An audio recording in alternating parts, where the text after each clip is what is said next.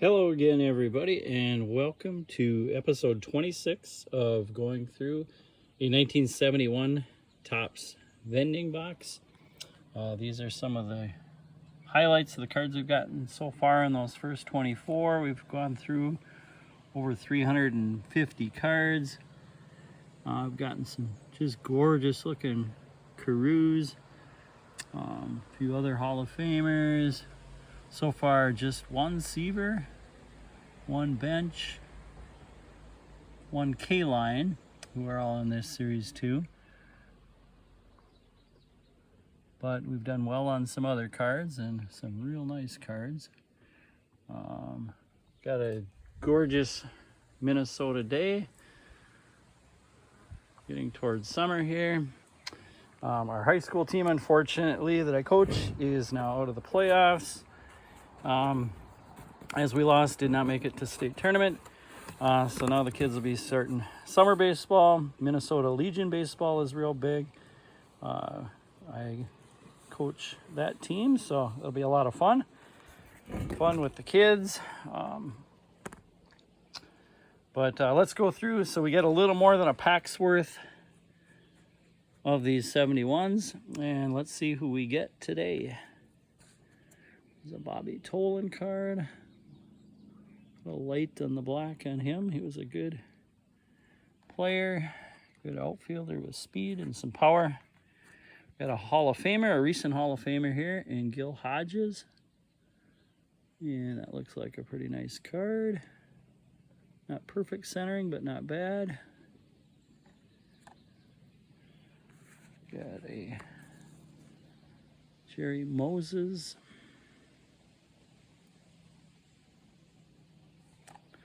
A Bill Singer. Our singers have been notoriously off center. We've gotten, and this one fits the bill as well. John Strohmeyer.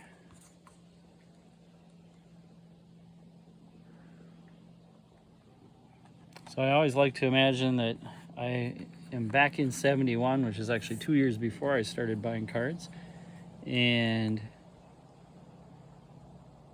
this is the pack that I got, pulling it out of my local grocery store. Often being with a friend, we'd each get a pack. We'd kind of look, maybe do a little trading. I was more on trying to trade for superstars and stars. Friends wanted a little more quantity rather than quality. That was fine with me.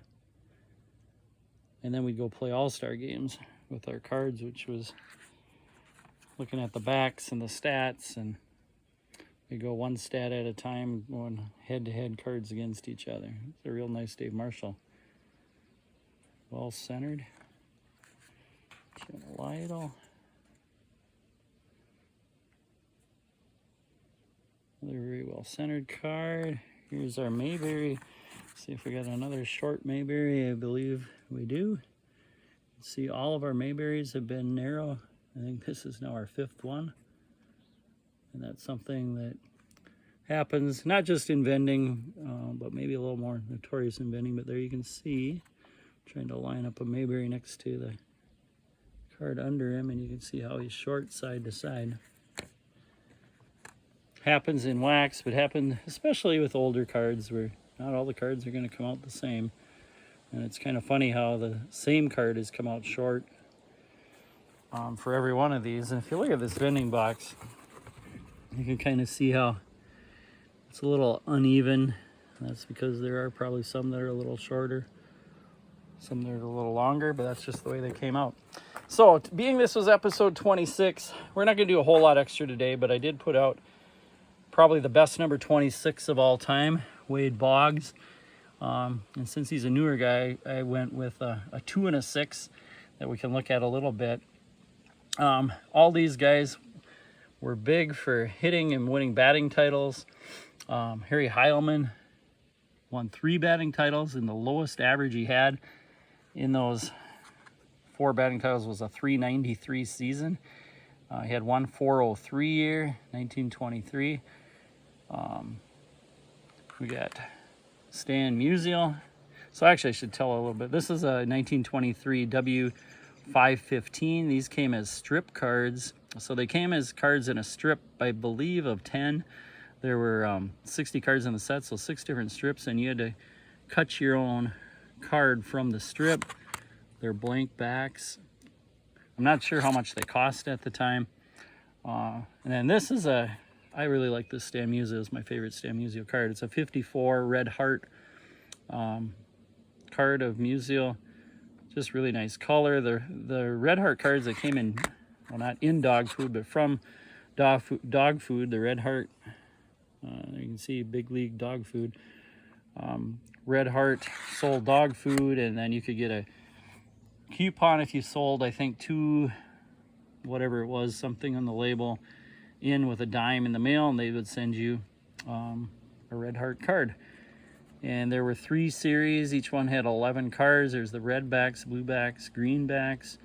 Musial happened to be in the probably rarer series of red backs, and he was a single print within there, so he's a little tougher card, but just gorgeous card. Musial, probably one of the best players of all time. 331, I think, lifetime batting average, 3,630 hits, half of them at home, half on the road.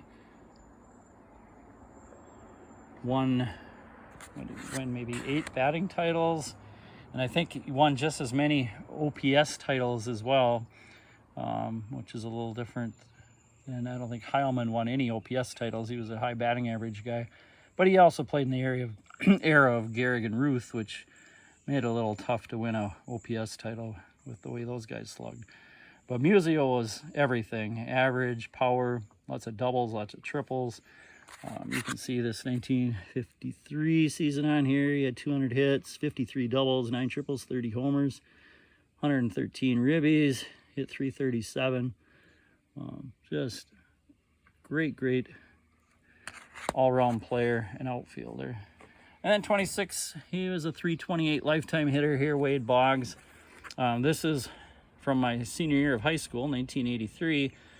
It's his rookie card, and 83 is actually the second year that my friend kind of started, but got me to buy a whole Topps Vending case.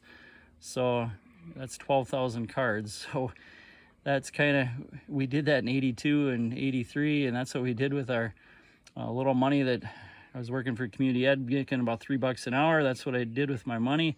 I had some paper route money as well from over the years, besides saving it all for college. But that really helped, because along the way, I ended up in those 80s, we sold a lot of those extra cards, and helped me to really build my older collection. And then what it also did with those 15 cards, I kept the best. So that Wade Boggs, I don't know how it would grade out, but I might have to do that one of these days. But probably pretty well, just because it was the best in the whole case. I remember doing that with the 82. We started actually in 81, getting the traded series case. So 81 traded, and then we got the 82. So I had 100 Ripken traded cards, and I still have the best one of those sitting in my collection. So I know I was talking once upon a time about whether I send some of these into grading. I think eventually I will, with some of these Carews. Here's one that there's only been one PSA 9, no 10s, and I got 3 pretty nice. Bill Sudeikis. I kind of like the SGC. I was debating that, SGC versus PSA. If you look at one of my initial videos on this, the one where I brought out the Hank Aaron's and compared, because I had a Hank Aaron rookie that was the same grade for a SGC and a PSA, kind of comparing. I really like that SGC look, and I think that's still my thought, to probably go that direction. The only negative is they don't have the set registry stuff, so some of the commons may not be as desirable going that way. But the best cards I'm going to keep again for myself in my own set, and I don't know if I'm going to grade those, because right now my set's 71 set, none of them are graded. I have never sent a card in for grading, but that may be changing at some point. Anyway, that's all I got today. Thanks very much, and we will see you again Might be a couple weeks again this time. Thank you.